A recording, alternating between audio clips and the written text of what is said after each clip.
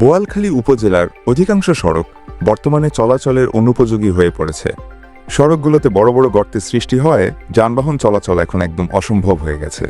বিশেষত পশ্চিম গোমদণ্ডী জমাদারহাট সড়ক, পশ্চিম শাকপুরা, জ্যেষ্ঠপুরা, করলডাঙ্গা ইউনিয়ন ও সারওয়াতলী ইউনিয়নের বেশ কিছু সড়ক দীর্ঘদিন ধরে ভেঙে গিয়েছে।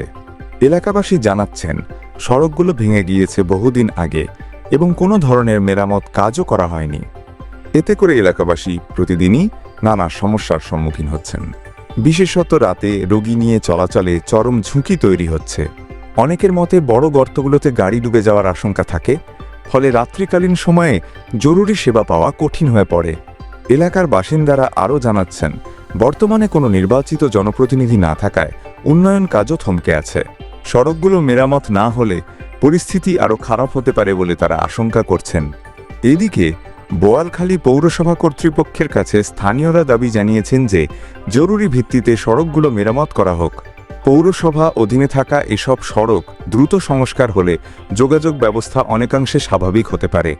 এলাকার জনগণের এই দাবির প্রতি কর্তৃপক্ষের দৃষ্টি আকর্ষণ করছে স্থানীয় বাসিন্দারা। তারা আশা করছেন দ্রুত ব্যবস্থা নেওয়া হবে, যাতে তাদের দৈনন্দিন জীবনযাত্রা কিছুটা সহজ হয়।